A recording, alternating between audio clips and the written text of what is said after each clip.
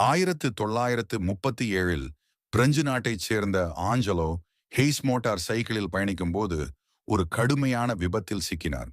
அவரை பரிசோதித்த மருத்துவர்கள் நாடி துடிப்பு இல்லை என்று சொல்லி இறந்ததாக அறிவித்தனர். அவரது குடும்பம் பேரதிர்ச்சியில் அவரை அடக்கம் செய்தது. காப்பீட்டு பிரச்சனை காரணமாக அதிகாரிகள் 3 நாட்களுக்கு பிறகு அவரது கல்லறையை திறந்து விசாரணை நடத்தினர்.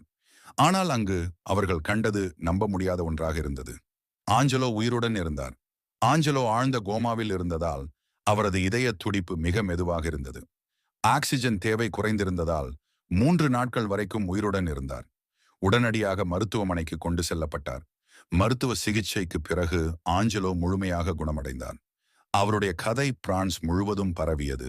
பலரும் அவரது அற்புத மீட்பை வியப்புடன் கேட்டனர். இத்தகைய அனுபவத்திற்கு பிறகு ஆஞ்சலோ ஒரு கண்டுபிடிப்பாளராக மாறினார். எதிர்காலத்தில் யாரும் நேராக புதைக்கப்பட வேண்டாம் என ஆக்சிஜன் குழாய்கள், உயிர் பிழைக்கக்கூடிய மற்றும் வெளியேறும் வசதிகள் கொண்ட கல்லறை பெட்டி ஒன்றை உருவாக்கினார். இதுதான் அவர் உருவாக்கிய கல்லறை பெட்டி. தெரிஞ்சிக்க புரிஞ்சிக்க, கரெக்டா இருந்தா புரட்டா வரட்டா. ஆஞ்சலோ ஹெய்ஸின் கதையானது உலகின் மிக பிரமிக்கத்தக்க வாழ்வு திருப்பங்களில் ஒன்றாகும். இறந்ததாக கருதப்பட்ட ஒருவர் மீண்டும் உயிர் வாழ்வதைப் போல ஒரு அதிசயம் நிதர்சனமாக நடந்தது. இது போன்ற சம்பவங்களை நீங்கள் பல திரைப்படங்களில் பார்த்திருக்கலாம், ஆனால் இது உண்மை சம்பவமாகும்.